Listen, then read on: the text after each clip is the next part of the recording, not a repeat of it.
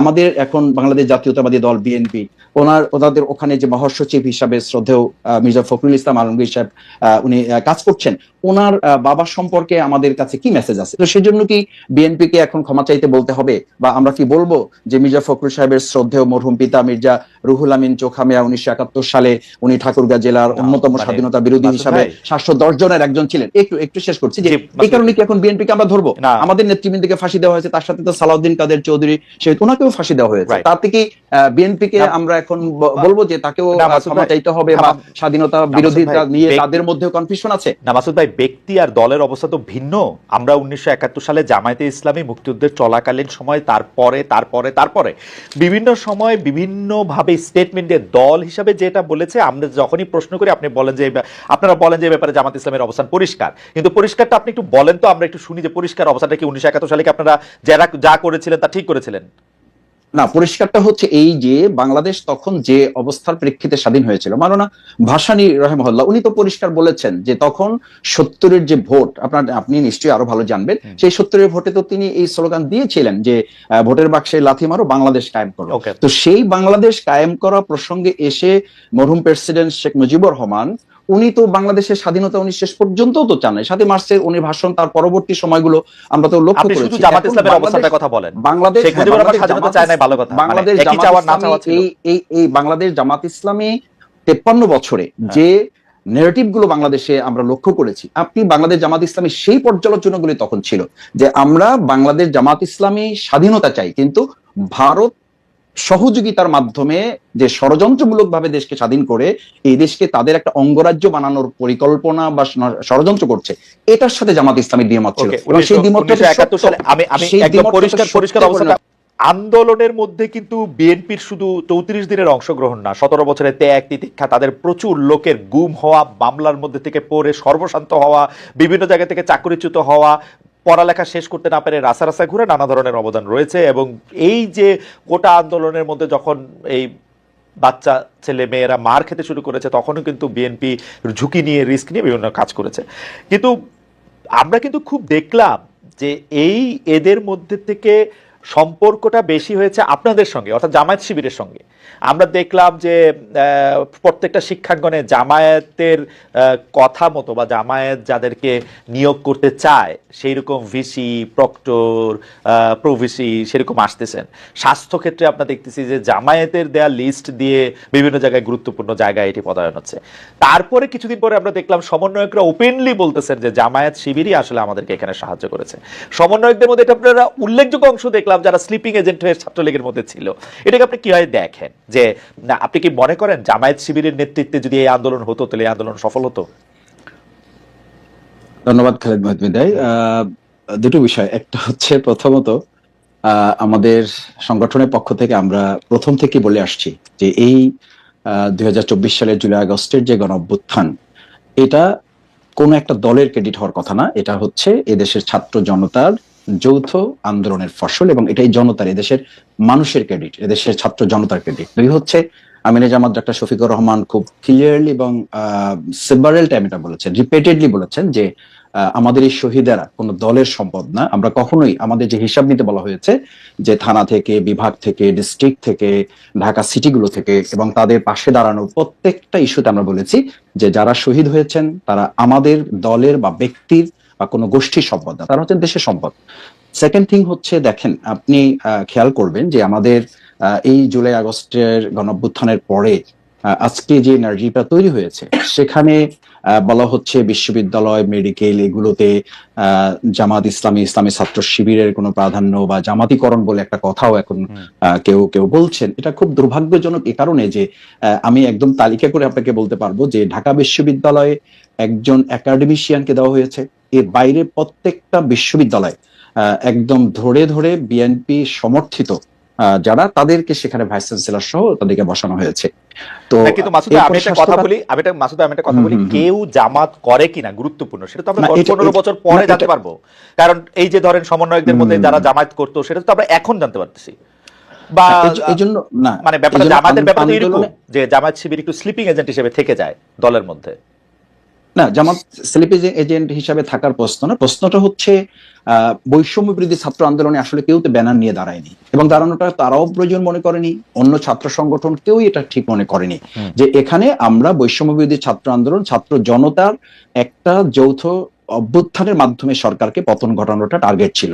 সুতরাং সেখানে স্লিপিং অথবা আপনি শোয়িং, দুটো কোনোটাকেই তো আপনি এখানে আইডেন্টিটি করার দরকার নাই, কারণ প্রয়োজনীয় তো হয় নাই। সুতরাং তারপরে যেটা হয়েছে যে জামাত ইসলামী, ইসলামী ছাত্র শিবিরকে আমরা জনগণের হাতে ছেড়ে দিয়েছি যে তারা ঠিক করবে। কারণ 15 বছর আমরা তো দেখেছি যে আওয়ামী লীগ মুক্তিযুদ্ধকে, মুক্তিযোদ্ধাদেরকে তাদের ব্যক্তিগত, পারিবারিক, দলীয় সম্পদ বানিয়ে পুরো এই মুক্তিযুদ্ধ এবং মুক্তিযোদ্ধাদেরকেই বিতর্কিত করেছে, এবং তাদেরকে প্রশ্নবিদ্ধ শুধু করে নাই, তাদেরকে লাঞ্ছিত করেছে, এবং এটাকে একটা মানুষের খুব মানে ঘৃণীয় পর্যায়ে নিয়ে গেছে। আমরা মনে করি যে 2024-এর এরকম একটা বড় অর্জনও কোন একটা দল বা ব্যক্তি বা গোষ্ঠীর জায়গা না গিয়ে এটা জাতীয় একটা সম্পদের মতো করে থাকুক, সকলের সম্মানের জায়গায় থাকুক। এরপরে যদি কোনো ব্যক্তি এই 2024-এর যে গণ অভ্যুত্থানের যে আগেরটা একটু জিজ্ঞেস করি, মুক্তিযুদ্ধটা কি থাকা উচিত তাহলে? মুক্তিযুদ্ধটা দেশের মানুষের সম্পদ হবে। আপনি বলছেন যে আওয়ামী লীগের সম্পদ, আওয়ামী লীগ এটাকে নিজস্ব সম্পদ করতে চাইছিল, কুক্ষিগত করতে চাইছিল। আপনারা তো আওয়ামী লীগের যে ন্যারেটিভ ছিল যে ওরা না থাকলে কি হবে, সেটা প্রমাণ করার জন্য তো মানে ব্যস্ত হয়ে গেছেন আমি দেখতে পাচ্ছি। ইসলামিক ছাত্র শিবিরের এটাকে প্রত্যাহার করা হয়েছে প্রকাশনাটা, কিন্তু আমি ইসলামিক ছাত্র শিবিরের সেক্রেটারিকে নিজের মুখে বলতে শুনছি যে এটা কেন জাস্টিফাই না আসলে ওইটা এখানে থাকার জন্য। আপনি জানেন যে এটার মধ্যে থেকে ও নিজের মুখে উনি বলছেন টেলিভিশনে যে এটা একটা ধারাবাহিকতার একটা অংশ, একটা লেখক এটা মনে করছেন, আমাদের মধ্যে থেকে এটা এরকম নানা ধরনের এটার মধ্যে এটা হয়। এবং সেই বক্তব্য কি ছিল? মুসলমানরা ভুল পথে গিয়ে এই মুক্তিযুদ্ধ করছে, আল্লাহ মুসলমানদের হেদায়েত করুক, বা এটা ভালো হোক, তাই তো? না, এটা এখানে তো প্রাসঙ্গিক তো বিষয়, এটা অন্যদিকে আপনি গেলেন। সেটা হচ্ছে যে মুক্তিযুদ্ধটা নিয়ে আপনাদের অবস্থা কি ক্লিয়ার মাসুদ ভাই? আপনাদের অবস্থা কি ক্লিয়ার? বিষয় আমাদের ক্লিয়ারটা হচ্ছে যে আমি বলেছি যে মানে এই কথাটা তো ঠিক যে মুক্তিযুদ্ধ এবং মুক্তিযোদ্ধাদের মতো এত সম্মানিত এই জায়গাটাকে আওয়ামী লীগ এটাকে বিতর্কিত, প্রশ্নবিদ্ধ করেছে এবং একটা নিন্দনীয় জায়গায় নিয়ে গেছে তাদের দলীয় সম্পদে। আমি যেটা বোঝাতে চাইছি আপনাকে, প্রথম কথাটা আমাদের ন্যাশনকে, আমাদের মেসেজটা তো ক্লিয়ার করতে হবে। আমরা বোঝাতে চাই যেটা যে 2024-এর এই অর্জনটাও যেন আমরা কোনো ব্যক্তি, দল, গোষ্ঠী, রাজনীতির কোনো মার প্যাচে এটা যেন বিতর্কিত না হয়, এটা যেন প্রশ্নবিদ্ধ না হয়। সেই জায়গায় 1971 সালে বাংলাদেশ জামাত ইসলামীর অবস্থান আমরা বহুবার প্রকাশ করেছি, বহুবার পরিষ্কার করেছি। আমরা আমাদের কথা স্পষ্ট করেছি যে দেশের স্বাধীনতা, সার্বভৌমত্বকে ধারণ করে বাংলাদেশ জামাত ইসলামী, ইসলামী ছাত্র শিবির তার রাজনৈতিক কর্মকাণ্ড পরিচালনা করে। এবং সেই কারণে আপনি দেখেন যে 2024-এর এই গণ অভ্যুত্থানের মাত্র কয়েকদিন আগে আমাদেরকে নিষিদ্ধ করা হলো। কাউকে নিষিদ্ধ করা না, আমাদের করা হলো এই কারণে যে তখনকার আন্দোলন সংগ্রামে বাংলাদেশ জামাত ইসলামী, ইসলামী ছাত্র শিবিরকে সরকার এবং তৎকালীন গোয়েন্দা সংস্থার রিপোর্ট অনুযায়ী তাদের কাছে মনে হয়েছে দেশপ্রেমের সামগ্রিক চেতনাটাকে বাংলাদেশ জামাত ইসলাম, ইসলামী ছাত্র শিবির লোকেরা ধারণ করে এই কাজটা করছে।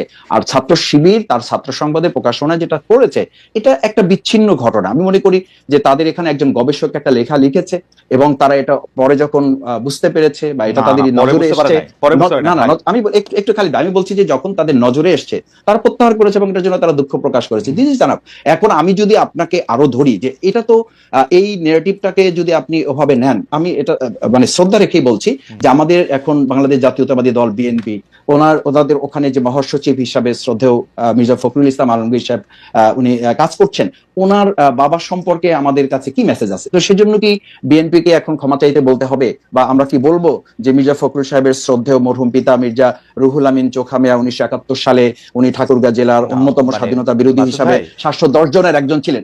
একটু শেষ করছি যে এই কারণে কি এখন বিএনপি কে আমরা ধরবো? আমাদের নেতৃবৃন্দকে ফাঁসি দেওয়া হয়েছে, তার সাথে তো সালাউদ্দিন কাদের চৌধুরী সে ওনাকেও ফাঁসি দেওয়া হয়েছে। পরিষ্কার অবস্থানটা আবার বলি, আপনার পরিষ্কার অবস্থানটা হচ্ছে 1971 সালে শেখ মুজিবুর রহমান স্বাধীনতা চায় নাই, কিন্তু জামায়াতে ইসলামী স্বাধীনতা চাইছিল, এবং চাইছিল হচ্ছে ভারত সাহায্য করবে না এরকম একটা অবস্থায় স্বাধীনতা, তাই তো?